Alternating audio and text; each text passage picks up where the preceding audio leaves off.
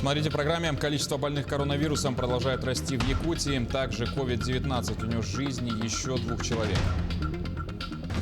Охотников спасли в Мирнинском районе. Мужчины пробили судно на воздушной подушке, но смогли связаться по спутниковому телефону. А в Чурапчинском селе случайно обнаружили древнее якутское захоронение. По предварительной оценке, погребение относится к 16 веку.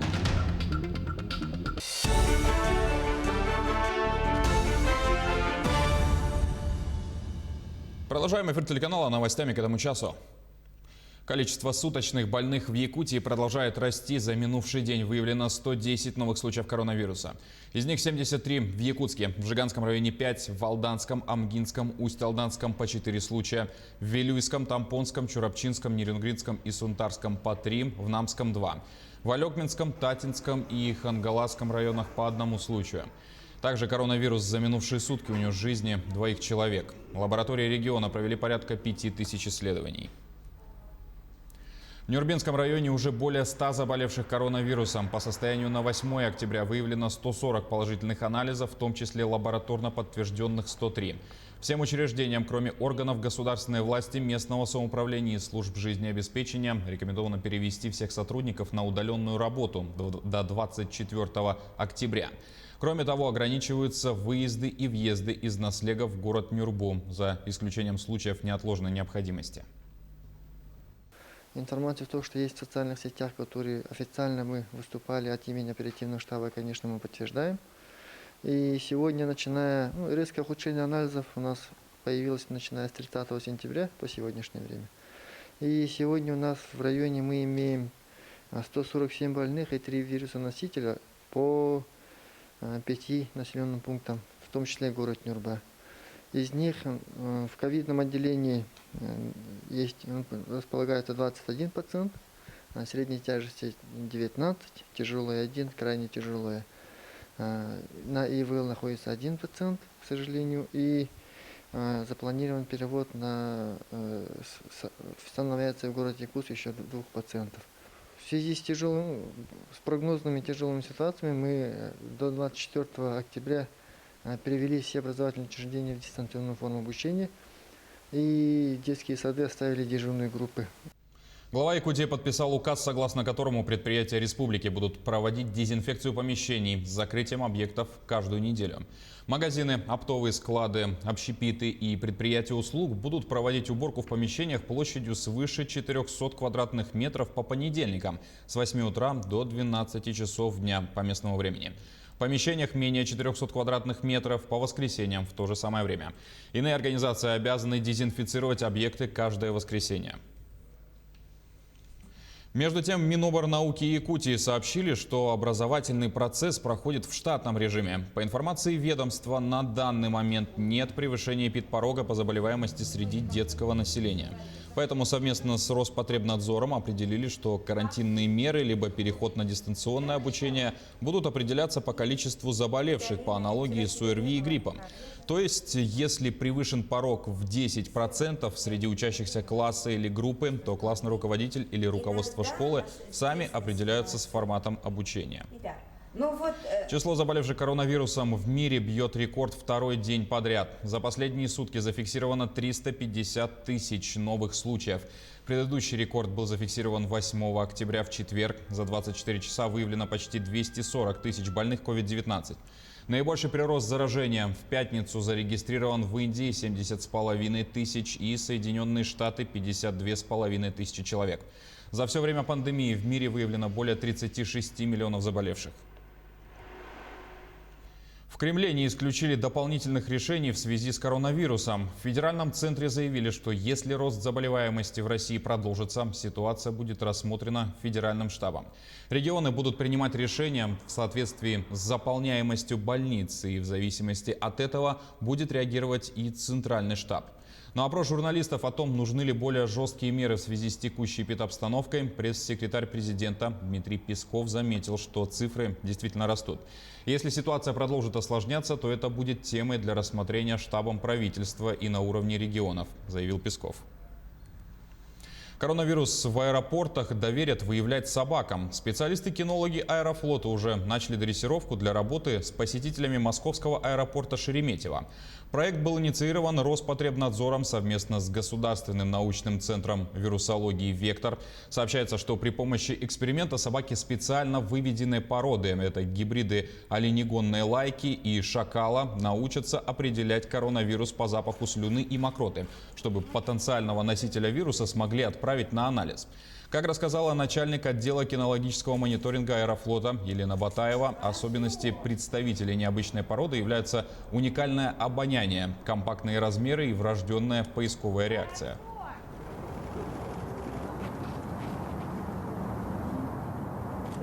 Основная проблема в том, чтобы был хороший компонент, на что обучать. Это основное их затруднение, поскольку нету какого-то определенного компонента. Собаки, скорее всего, реагируют на изменения биохимии организма при этом заболевании, и они у каждого человека, естественно, индивидуальны. Вот как только собака сможет сопоставить, что все люди с какими-то своими особенностями являются носителями вот этой проблемы, тогда обучение будет закончено. В Мирнинском районе спасены 2 охотника. В минувший четверг на пульт дежурного службы спасения поступило заявление от жительницы Алмазной столицы о том, что ее супруг с родственником уехали на охоту на катере на воздушной подушке. Он позвонил со спутникового телефона и сообщил, что катер получил повреждения подушки. Аккумуляторы разряжены, самостоятельно выбраться не могут. Провизия заканчивается, есть проблемы со здоровьем. Находятся примерно в 4 километрах от ручья Огуюрях. На следующий день оперативная группа на вертолете отправилась к месту происшествия. Пострадавших удалось найти и эвакуировать. Жалоб на здоровье не было, состояние удовлетворительное.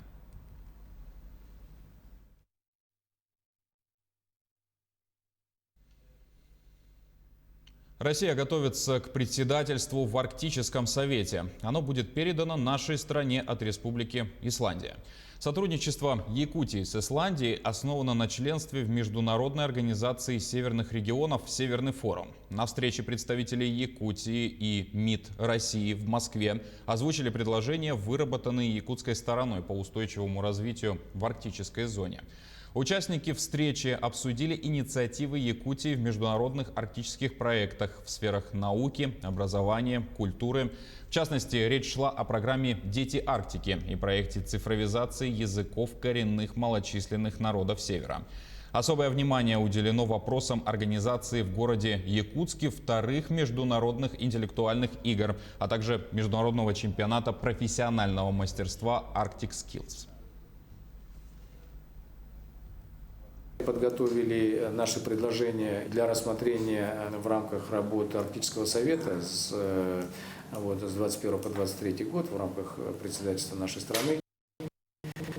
Значит, мы хотели бы, чтобы была рассмотрена возможность проведения заседания Комитета старших должностных лиц Арктического совета в 2022 году в городе Якутске. И мы хотели бы предложить провести заседание рабочей группы Арктического совета по устойчивому развитию, так называемого СДВГ, в рамках 3-го Северного форума в 2021 году в сентябре. И также в 2021 году мы предлагаем провести международный туристский форум.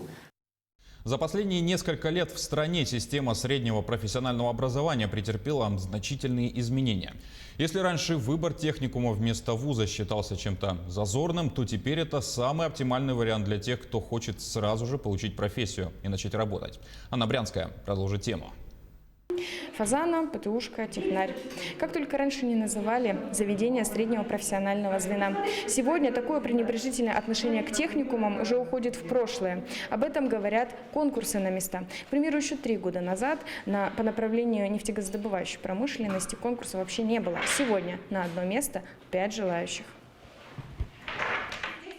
Несмотря на пандемию, студенты 1-го курса регионального технического колледжа сидят на лекции. Одногруппница презентует домашнее задание на экране. Все ребята пришли сюда сразу после 9 класса. Техникум каждого привлек по своим причинам. В первую очередь тут можно получить профессию, выйти уже и работать по своей специальности. Также можно, работая, уже получать высшее образование заочно.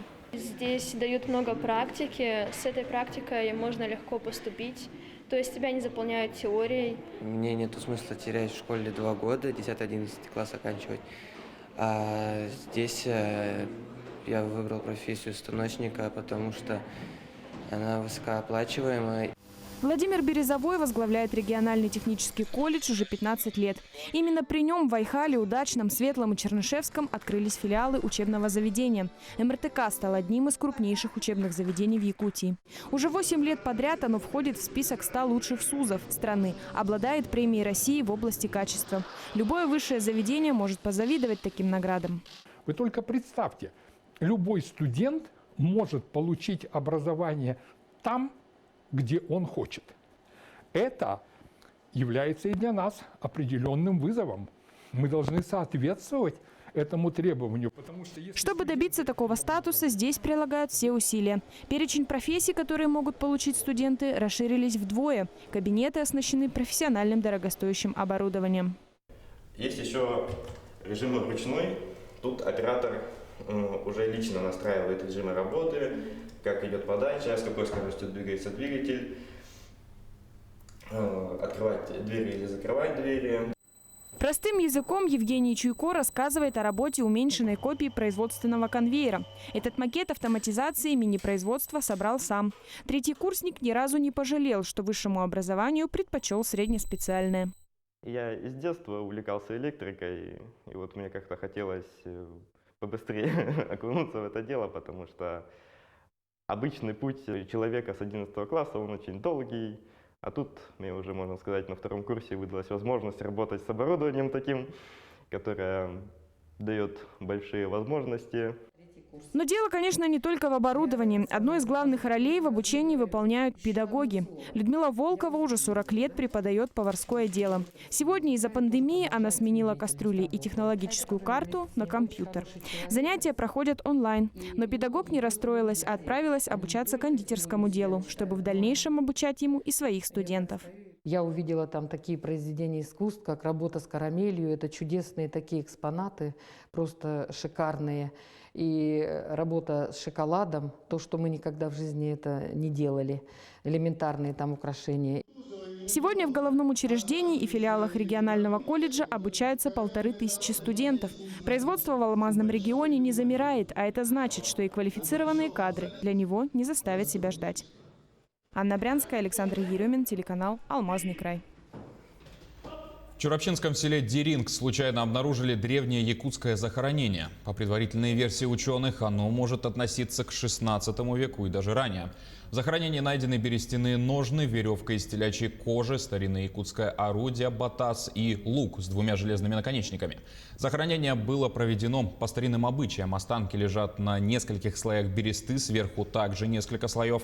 Сейчас на месте находки работает экспедиция под руководством Виктора Дьяконова, старшего научного сотрудника Института гуманитарных исследований. Вскоре экспедиция вернется в Якутск и станут известны все подробности. Это была вся информация к данному часу. До встречи в следующем.